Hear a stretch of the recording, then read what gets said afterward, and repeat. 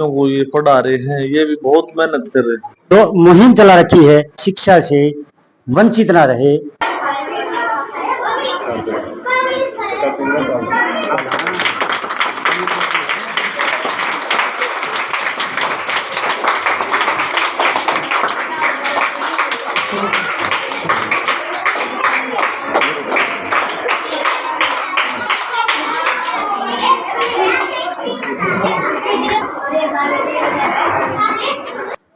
ये हमारे पिछले साल हमने एकेडमी खोली थी और 2 बार पिछले साल हमने साइंस फेयर लगाया, बहुत अच्छा रिस्पॉन्स आया।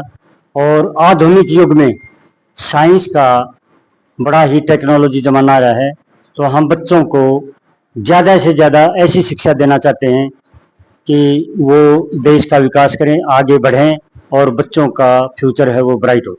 किताबी ज्ञान के साथ साथ आप बच्चों को मॉडल के तौर पर भी दिखाते हैं, मतलब मॉडल वगैरह दिखा के या कोई चार्ट दिखा के।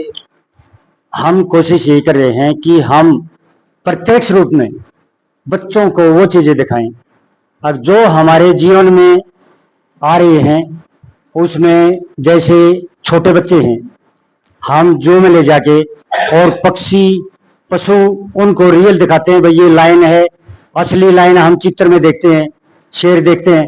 तो मैं ये चाह रहा हूँ कि बच्चों को खेल खेल में शिक्षा दी जाए और आगे हमारा यही उद्देश्य है कि इस एकेडमी को आगे बढ़ाने के लिए आज जो हमारे बलराज जी आए हैं, मैं इनका तहे दिल से धन्यवाद करता हूं कि ऐसे महान हमारे गांव में डीगल में जो इनका आई कैंप और लड़कियों के लिए कन्यादान 51,000 रुपये, ऐसी योजनाएं जो कल्पना भी नहीं कर सकता कोई, बलराज जी भाई ने और नवीन जी ने जो मुहिम चला रखी है, मैं उसके लिए तहे दिल से धन्यवाद करता हूं कि 51,000 रुपये कन्यादान, एकेडमी में फ्री सेवा, बच्चों की एकेडमी खोल रहे हैं अपनी, और उस एकेडमी में जो भी बच्चे पढ़ रहे हैं वो वहाँ विदाउट फीस, कोई चार्ज नहीं है, बड़ी सेवा दे रहे हैं।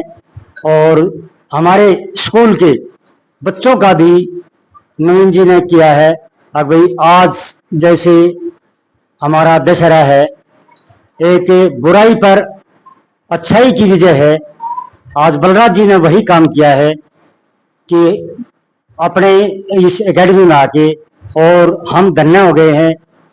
इन्होंने भी बहुत खुशी जाहिर की है कि ऐसे छोटे छोटे बच्चे हैं, वो इस खुशी में इन्होंने बच्चों को काफ़ी इनाम दिया है। और आगे भी जो इनकी भावनाएं हैं, मैं चाह रहा हूँ कि भगवान इनको दिन दोगुनी रात चौगुनी उन्नति करे। और नवीन जी और बलराज जी जैसे राम लक्ष्मण हैं, ये आज हमने एक रावण पर विजय जैसी आज जो स्थिति थी वो की है, और मैं बहुत ही खुश हूँ। और पूरे प्रांगण में एक बहुत बड़ा दीप प्रज्वलित होया है इनके पदार्पण करने से एकेडमी में, और हम इनके साथ कंधे से कंधा मिलाकर और आगे भी शिक्षा के लिए मैं नवीन जी और बलराज जी से थोड़ा सा सहयोग भी लूंगा और आगे इनके साथ इनको शिक्षा में सहयोग भी दूंगा। धन्यवाद। अकेडमी के अंदर जैसे हिस्टोरिकल टूर होते हैं, वो इस प्रकार के हिस्टोरिकल टूर पे भी ले जाते हैं? हाँ, हम टूर पे ले जाते हैं जी। मैं पहले एमडी स्कूल खोल रहा था, उसमें हम हर सालाना टूर ले जाते थे। अब भी मैं पिछले साल भी ले गया, इस साल भी, और अब संडे का भी टूर बना रखा है छोटे बच्चों का, रोहतक तिलियार में, वहाँ बच्चों को ले जाएंगे। और छोटे छोटे बच्चों को मैं चाह रहा हूँ कि उनको रियल चीज़ दिखाई जाए, बर्ड हैं, एनिमल हैं, जो भी चीज़ें वहाँ, और बच्चों का विकास होता है इन चीज़ों में। बच्चे जब घूमते हैं तो उनका माइंड है बहुत ज़्यादा डेवलपमेंट होता है। नमस्कार। आज जो आपने एकेडमी का जो साइंस फेयर लगाया है, उसके बारे में क्या बताना चाहोगे? उसके बारे में मास्टर जी ने बता तो दिया तकरीबन, ऐसा कोई खास नहीं है। बच्चों को ये पढ़ा रहे हैं, ये भी बहुत मेहनत कर रहे हैं। ये गरीब बच्चों को भी पढ़ा रहे हैं, जिसके लिए कोई खास ज्यादा फीस नहीं है, अपना खर्चा ही लेते हैं। ऐसे नहीं है कि किसी की जेब काट लेते हैं, ये अपने जो मेहनत होती है वो ही लेकर अपना बच्चों को कामयाब करते हैं। और बच्चे में जितने काबिलियत है उसको और उसका एक्स्ट्रा हम जैसे उसकी मदद से उसको और अच्छी लाइन पर पहुंचाते हैं। और नवीन जी ने हमारे से प्रॉमिस किया है अभी जो भी बच्चों की फीस का होगा, और इसमें भी साइंस फेयर में भी इन्होंने 51,000 का योगदान दिया है। मैं उनका हाथ जोड़कर तहे दिल से धन्यवाद करता कमजोर हूँ। बच्चों को किस प्रकार उनका उठाते हो? मैं कमजोर बच्चों को, मैं स्वयं, मैडम और मैं, हम दोनों एक्स्ट्रा टाइम यहाँ रखते हैं बच्चों को, और उनको जो भी बारीकियां हैं उनको बताते हैं। और मैं सुबह 7 बजे से शाम के 7 बजे तक बच्चों के साथ हम दोनों टच में रहते हैं।